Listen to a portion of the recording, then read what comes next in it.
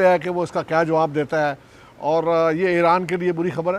تو اس کو ذرا اس پرسپیکٹو میں دیکھیں کہ وہ ایک سپر پاور کے وائس پریزیڈنٹ ہیں، اور مذاکرات کے دوران جو تھوڑا سا تگڑا فریق ہوتا ہے اس کی جانب سے اسی قسم کے جملے آتے ہیں، لیکن اس کے باوجود میں یہ سمجھتا ہوں کہ یہ عمل جو ہے وہ اس کو ٹوٹل معطل نہیں سمجھ لینا چاہیے۔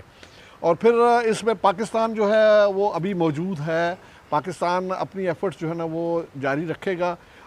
میری اطلاعات یہ ہیں کہ شاید پاکستان نے ایک مرتبہ ان سے یہ بھی کہا ہے کہ آپ اپنے شیڈول کو ایکسٹینڈ کر لیں، بہت ممکن ہے کہ آپ کسی نتیجے پہ پہنچ سکیں، لیکن میرے خیال میں ان کا جو اپنا طے شدہ شیڈول تھا وہ اس کے مطابق، اس میں سیکیورٹی میٹرز بھی ہو سکتے ہیں، یہ ان کا کوئی اور جو طے شدہ معاملات ہیں ان کے مطابق وہ انہوں نے جانا تھا، اور مطلب کہ انہوں نے اس لیے اس کو ایک طرح سے وائنڈنگ اپ اسٹیٹمنٹ جو ہے ان کی طرف سے دے دیا گیا۔ لیکن جب وہ یہ کہتے ہیں کہ ہم ابھی جواب سننے کے لیے تیار ہیں، تو اس کا مطلب یہ ہے کہ وہ کوئی اس کو سٹینڈ آف کی شکل نہیں سمجھا جانا چاہیے۔ لیکن البتہ یہ ضرور ہے کہ لوگوں کی توقعات یہی تھیں کہ اب پاکستان کی ایفرٹ سے وہ دو فریقین جو ایک دوسرے کے بہت شدت کے ساتھ ایک دوسرے کے ساتھ جھگڑا کر رہے تھے، لڑائی کر رہے تھے، اور مطلب کہ اس میں سب سے زیادہ خوفناک جو ہے وہ پریزیڈنٹ ٹرمپ کا وہ بیان تھا، جس میں انہوں نے یہ کہا تھا کہ آج رات ایک سویلائزیشن جو ہے نا وہ اب موجود نہیں رہے گی۔ اس کے بعد خطرات تو بہت بڑے تھے، اور اسی وجہ سے میں یہ سمجھتا ہوں کہ جب یہ خبر سامنے آئی کہ نہیں مذاکرات ہونے جا رہے ہیں اسلام آباد میں، تو اس کو بہت پازیٹیو لیا۔ اب میرا خیال ہے کہ وہ پازیٹیوٹی ابھی بھی پرویل کرتی ہے، لیکن اس بات کو سمجھنے کی ضرورت ہے کہ یہ جو اختلافی نوٹ ہے یا جو اختلافی معاملات ان کے ہیں وہ اتنے شدید ہیں کہ وہ اتنی جلدی ان کی ریزولوشن جو ہے وہ ممکن نہیں۔ اور یہ ضرور ہے کہ کوئی نہ کوئی ایسی سچویشن آ گئی تھی کہ جس میں دونوں فریق جو ہیں ان کو بیٹھنا پڑا، اور کل بھی ہم جو بات کر رہے تھے کہ یہ جو ڈپلومیٹک عمل ہوتا ہے یہ اپنی ضرورتوں کا اور اپنی مجبوریوں کا سودا ہوتا ہے، اور اسی کی بیس پہ لوگ جو ہے وہ نیگوشیٹ کرتے ہیں۔ اس میں یہ بڑی اہم بات بالکل ٹکا خالد عظیم صاحب کر رہے ہیں۔ ہم آتے ہیں دوبارہ ان کی جانب بھی، گفتگو سلسلے کو یہیں سے آگے بڑھاتے ہوئے پروفیسر عادل نجم صاحب تجزیہکار بھی میں جوائن کر چکے ہیں، انہیں بھی شامل گفتگو کرتے ہیں۔ عادل صاحب بہت شکریہ سماع کو وقت دینے کے لیے۔ عادل صاحب مجموعی طور پر کیسے دیکھتے ہیں آپ مذاکرات کے اس راؤنڈ کو؟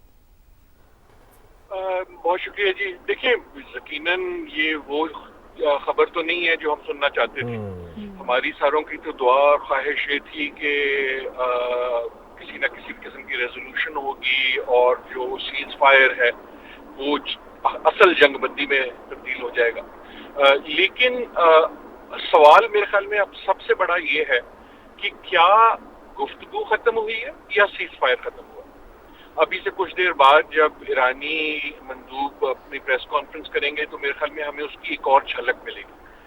میرا خیال اور دعا یہ ہے کہ what we will find is کہ کوئی نہ کوئی کھڑکی کھلی ہے ابھی بھی گفتگو ختم ہونے کی۔ جیسے آپ پہلے بھی آپ کے مہمان کہہ رہے تھے کہ آپ یہ نہیں ایکسپیکٹ کر سکتے کہ 50 سے زیادہ سال کی جو اتنی شدید قسم کی ایک سیاست ہے نیگیٹو، وہ آپ کو 50 گھنٹے میں یا 25 گھنٹے میں یا 20 گھنٹے میں ختم ہوتی نظر آئے گی۔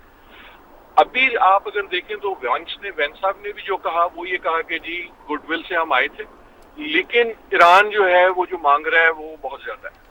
ایران کی جو سٹیٹمنٹ آئی ریٹن اس کے بعد اس میں اس نے کہا کہ جناب امریکہ جو ہے وہ بہت زیادہ مانگ رہا ہے، جس کا مطلب یہ ہے کہ لین دین میں جو ہے دونوں سمجھتے ہیں کہ دوسرا جو مانگ رہا ہے وہ تھوڑا زیادہ ہے، اور ان اے وے وہ سگنل کر رہے ہیں کہ یار تم اپنا ذرا کام کرو بھاؤ تاکہ ہم کسی جگہ پہنچ سکیں۔ سو آئی ایم انٹینٹ دونوں جگہ ہے۔ آئی ہوپ دیکھیں یہ اس کا فیصلہ ہوگا، لیکن آئی ہوپ ایسا ہی ہے۔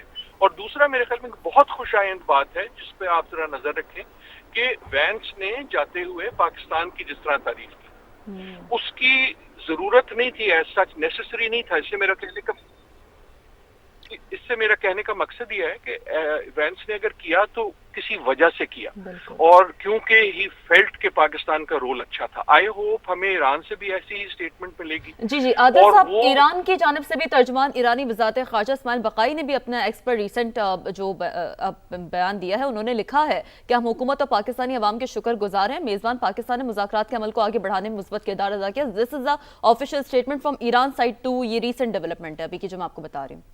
ये मेरे ख्याल में सिर्फ डिप्लोमेसी नहीं है, एक तो ये जेन्युइन इंडिकेशन है पाकिस्तान के रोल की, और दूसरा ये शायद एक इंडिकेशन है दरवाजा खुला रखने की कि किसी को ये गुफ्तगू कंटिन्यू भी करवानी होगी ना, तो इन अ वे वो ये भी कह रहे हैं कि पाकिस्तान आपने बड़ा अच्छा किया और करते रहो।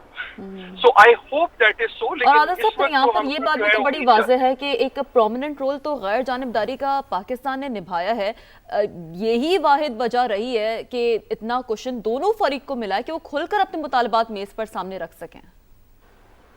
जी यकीन इस वक्त जो है पाकिस्तान का रोल बहुत अच्छा रहा है, और हमने देखा कि गुफ्तगू के दौर में भी जो, और अब हमें ज्यादा पता लगेगा क्योंकि अब तक तो खबर इतनी नहीं थी, लेकिन इट हैज बीन पॉजिटिव। सो पाकिस्तान की डिप्लोमेसी और पाकिस्तान के तमाम तर डिप्लोमेट्स के लिए आई थिंक ये बड़े फख्र की बात है, and we should all be very grateful. आपकी पूरी जो डिप्लोमेटिक मशीनरी है ऊपर से नीचे, ये एक दो शख्स की बात नहीं होती, इसके लिए आपको पूरा एक ब्यूरोक्रेटिक अपैरेटस चाहिए होता है जो सिंगल माइंडेडली काम करे, and we should be very proud of that. जी अच्छा आदिल साहब, एक बड़ी अहम चीज़ जो जेडी वैंस साहब ने कही, उन्होंने कहा कि हमने तमाम तर ऑप्शंस टेबल पर रख दिए हैं और एक पूरा कॉम्प्रिहेंसिव एक चीज़ें जो हैं ऑप्शंस ईरान को हमने दे दिए हैं, उनके सामने रख दिए हैं। अब देखना ये है कि ईरान इसका क्या जवाब देता है। तो आप क्या समझते हैं कि ईरान का जो जवाब है वो कितना इम्पोर्टेंस है उसकी, और आगे मुज़ाकरात के कंटिन्यूएशन में कितनी अहमियत का हामिल होगा वो जवाब?